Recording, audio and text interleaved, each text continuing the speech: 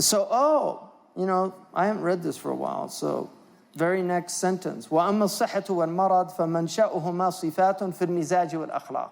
I really didn't know that was coming. MashaAllah. As for sickness and health, these are attributes of temperament and humors. وَذَلِكَ مِنْ أَوْصَافِ الْبَدَنِ لَا مِنْ أَوْصَافِ الْقَلْبِ. So it's the nature of it's the influence, because we believe in a holomorphic body. We actually believe that the body and the soul, we're not Cartesian. We don't believe in this separation of the ghost in the machine. We actually believe that there is a profound relationship, which is why our worship is in the body. This is why we believe in the bodily resurrection. So the body is very important to us, and taking care of the body is important to us. And the body will affect the soul, and the soul in turn also will affect the body. So these are important points about that. So that's what he's saying. So he says, فَمَهْمَا أُضِيفَ الْفِقْهُ إِلَى الطِّبِّ ظَهَرَ شَرَفُهُ. So when this fiqh is added to medicine, you will see even more sharaf, more honor. وَإِذَا أُضِيفُ عِلْمُ الطَّرِيقِ الْآخِرَةِ إِلَى الْفِقْهِ ظَهَرَ أَيْضًا شَرَفُ عِلْمُ الطَّرِيقِ الْآخِرَةِ. And if you add knowledge of the next world to fiqh, then you will see even more. And this is why traditionally the ulama were also doctors. They studied the humors, they understood people, they studied psychology. It was very important for them to understand the nature. Much of the sickness that we see today, the depression that people have, is because they're connected to all these machines all the time, and which are having a negative effect on people.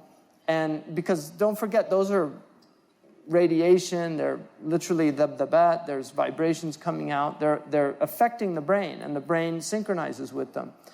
And then people don't go out in nature anymore. They don't look at nature, they don't experience nature, they don't breathe properly, they don't exercise. All of these things have an effect on us. And so a lot of people are actually very depressed simply because they're not taking care of their bodies. There's a lot of people sick for that reason. And that's why it's very important in our tradition to take care of the body. The Prophet ﷺ, in fact, in Imam Dhahabi's Tibb al-Nabawi, he says that in one riwayah, it said that his kitchen was like an apothecary because he had so many herbs and different things brewing at different times. And Aisha was asked, how did you learn knowledge of medicine? Her cousin asked her, how did you learn this knowledge of medicine so adeptly? And she said, I used to listen to the conversations of the Prophet ﷺ with the physicians. And we have an amazing hadith where the Prophet ﷺ, a man came to him and complained of his chest. And the Prophet put his hand on his chest and he said, Innaka maf'ud, you've got some heart disease.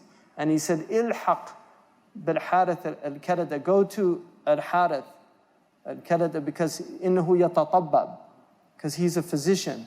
So that's an example of the Prophet doing literally like a diagnostic scanning with his hand, sallallahu alaihi wasallam, and then giving a reference, referring him to